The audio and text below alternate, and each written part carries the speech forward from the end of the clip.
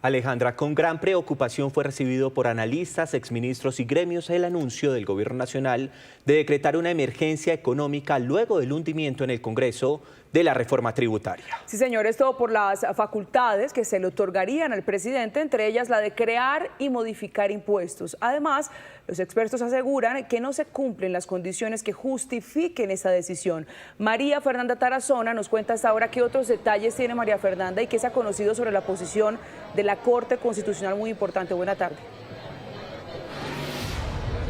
Alejandra y Paulo, buenas tardes. La Corte Constitucional estaría evaluando citar a una sala plena extraordinaria una vez se conozca este decreto de emergencia económica anunciado por el ministro de Hacienda, Germán Ávila. Decir que sectores económicos y expertos han rechazado esta propuesta, ya que incluye varios de los detalles de la ley de financiamiento que ya fundida en el Congreso. Con el argumento de un desfinanciamiento en el presupuesto del 2026 por la hundida reforma tributaria en el Congreso, el Gobierno Nacional prepara un decreto de emergencia económica para recaudar 16 billones de pesos a través de algunos de los impuestos ya propuestos en esta ley de financiamiento. Es decir, son recursos tributarios que va a solicitar el Gobierno a través de la declaratoria de esta emergencia económica, va a recoger en lo fundamental los mismos tributos que estaban propuestos en la ley de financiamiento. El gobierno proponía establecer IVA del 19% para licores y juegos de suerte y azar en línea, un impuesto del 1% para la extracción de carbón, impuesto al patrimonio, aumentar la contribución de ganancias ocasionales hasta en un 30%, así como nuevos gravámenes a la gasolina. Los 16.3 billones de pesos representan menos del 3% del total del presupuesto, así que le quedará muy difícil argumentar al gobierno que esa afectación de menos del 3% del presupuesto pueda generar una eventual catástrofe económica para la economía. Exministros de Hacienda han mencionado que este anuncio de decretar emergencia económica no cumple con lo establecido por la ley, situaciones imprevistas que no pudieron ser atendidas con facultades ordinarias y que puedan tener un impacto de gran magnitud en el país. Revivir por decreto lo que el Congreso ya negó no es reglamentar, es desconocer la Constitución. En Colombia la emergencia económica no se declara por conveniencia, solo procede si cumple con requisitos estrictos. Aún hay margen para reordenar el gasto y ajustar presupuesto, lo cual no se acredita la excepcionalidad. La decisión del gobierno de decretar una emergencia económica para compensar la no aprobación de la ley de financiamiento es una propuesta que no va a cumplir los requisitos básicos que establece la Constitución. Ese requisito básico es que sea un hecho sobreviniente, es decir, algo que no es previsto y tiene precedentes. Sectores económicos también han rechazado este anuncio. Tendremos nosotros, por la presunción de legalidad, los colombianos, que pagar los impuestos, que pagarle sus impuestos al gobierno, así sean inconstitucionales.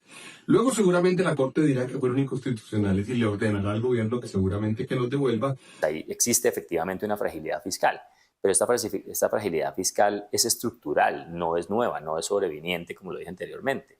Esto es casi que autoinfligido porque es que este gobierno ha sido un gobierno que derrocha, ha sido un gobierno que elabora mal los presupuestos, que son presupuestos irreales, que tiene unas metas que no están acordes con el nivel de ingreso que tiene la nación. Una vez decretada esta emergencia económica, empezarán a regir los nuevos impuestos. Cuando la Corte Constitucional vuelva de vacancia, el decreto será examinado por completo para determinar si se mantiene o si es inconstitucional. En las últimas horas, el presidente de la ANDI, Bruce McMaster, envió una carta a la Corte Constitucional pidiendo la suspensión de este decreto una vez se conozca. Decir que esta sería la tercera vez en la que el gobierno utilizaría un estado de excepción. La primera fue La Guajira, la segunda el Catatumbo, y en esta oportunidad sería por el hundimiento de la ley de financiamiento en el Congreso de la República. Y ahora se espera recaudar 16.3 billones de pesos.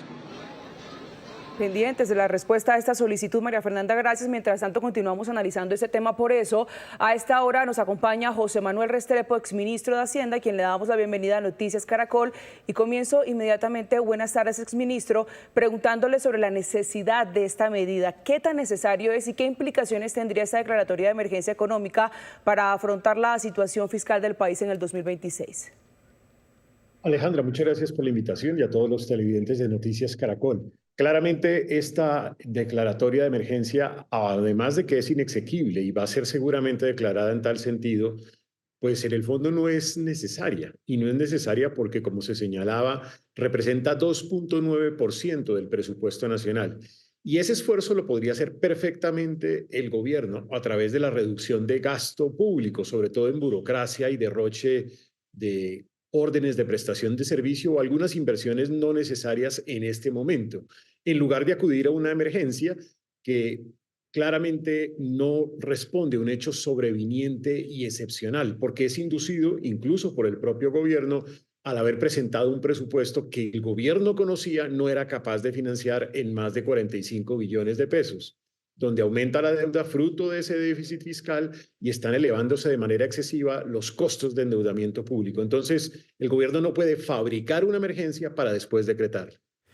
Exministro, hablemos de las razones que entregó el ministro de Hacienda para justificar la emergencia económica, que no es la primera de este gobierno. Dijo que el primer hecho sobreviniente es lo sucedido en el Congreso, que negó la ley de financiamiento que estaba asociada a un presupuesto que había sido aprobado. Dice que están en juego temas sensibles como la atención en salud y seguridad nacional. ¿Es válido este argumento? Es válido que efectivamente el gobierno no tenga los recursos para financiar los gastos, pero no fruto de un hecho ni sobreviniente ni excepcional, porque pues este hecho se conocía de antemano.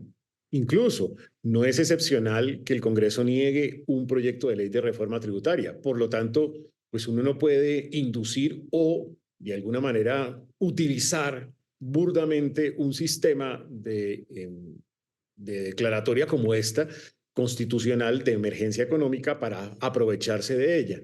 El gobierno conocía, como lo he señalado, que su presupuesto no era suficiente para el gasto público que tenía contemplado en el año 2026. Y lo que ha debido hacer es recortar el gasto público en ese momento, no acudir a este instrumento en una suerte de atajo fiscal, en donde se está utilizando la emergencia económica como un salvavidas para una mala planeación fiscal que ha tenido hasta este momento. Claro, pero hablemos de las consecuencias de esto que usted llama un salvavidas. ¿Cuál es la preocupación para ustedes específicamente, para los gremios, y cómo se verían afectados también los ciudadanos?